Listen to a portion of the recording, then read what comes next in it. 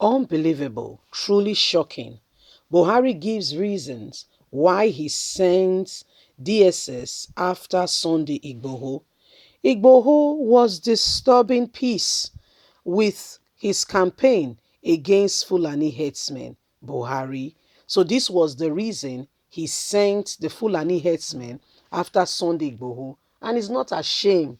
He's unapologetic, saying why he sent, Fulani herdsmen after Sunday Igboho. Says Sunday Igboho was disturbing the peace, and the main reason, guys, underlined is the Fulani herdsmen that Igboho, was campaigning against. Remember what happened in Igboho, where Sunday Igboho went to the town after, in the middle of the night, Fulani herdsmen came there, blazed the town down, killed over 50 people. Buhari came on air, did not say a single word about what happened in Igboho because his race, his people, his tribe are just killing is part of it, and they go scot-free. Nothing is done to them. So guess what? Buhari said so when Sunday Igboho went there, to assess what has happened, Buhari said Sunday Igboho said he was going to go into the forest to chase out the Fulani herdsmen. And DSS police were there and they refused him entering into the forest. Since Sunday Igboho chased out the Fulani, gave them eviction notice and chased them out in Ibadan, Buhari does not forgive. It has been on his radar that he was going to deal with Sunday Igboho. Let's get all the details. Buhari explains why he sent DSS after Sunday Igboho, says Igboho was disturbing peace with his campaign against, underlined, Fulani herdsmen, Buhari.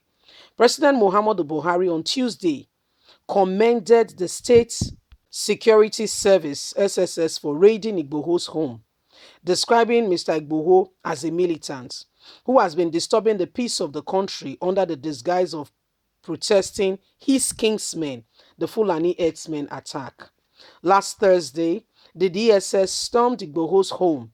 Mr. Sunday Igboho, an agitator for the realization of the sovereign Yoruba nation, killing people and therefore declaring him wanted. Why alleging that he owned a cartel of weapons and planning an insurgence against the country. You see, Nigeria, full of lies. Like Igboho was planning something against the country. But Mr. Igboho, who stood against the Fulani herdsmen attack on communities in Oyo State, as government appears to be doing nothing about the menace across the country, has denied possessing any illegal weapon, adding that the SSS planted those arms in his house to incriminate him.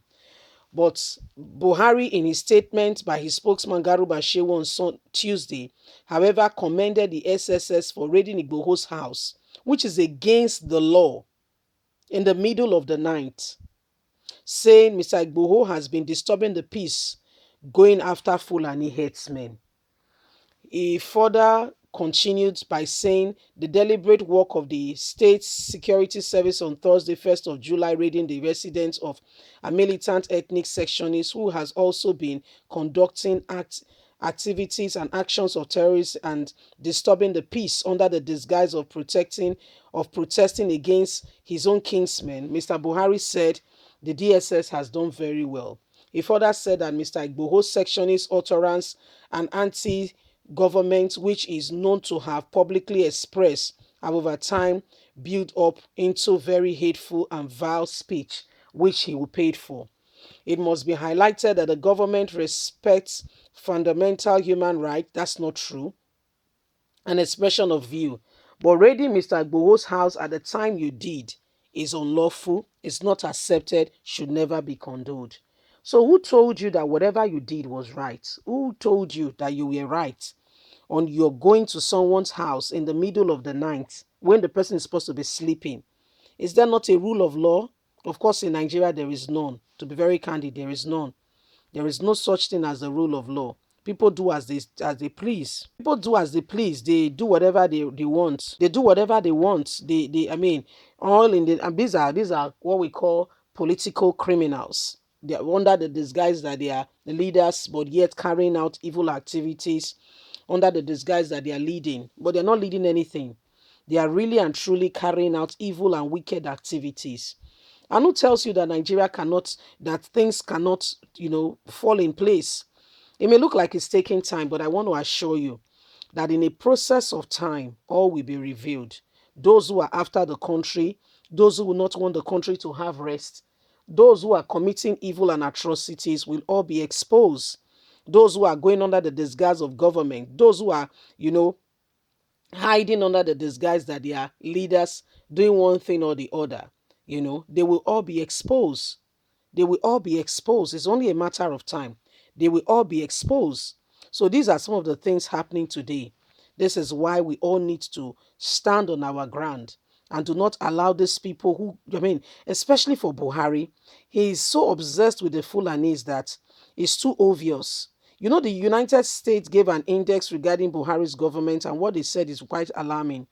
They said it's clear that the Buhari's government is very nepotic, tending towards one-sided, one ethnic group, one region, not minding, and it's true. That's what Buhari does.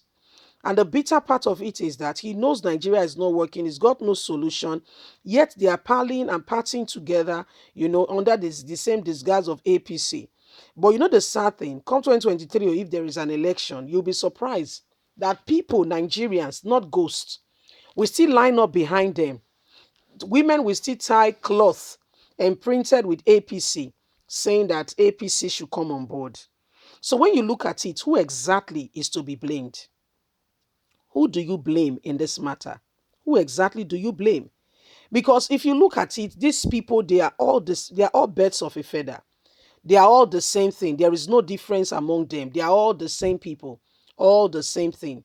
So who exactly is to be blamed in all that is happening? Who do you blame? How do we reconcile? How do we define this matter? How do we define this matter?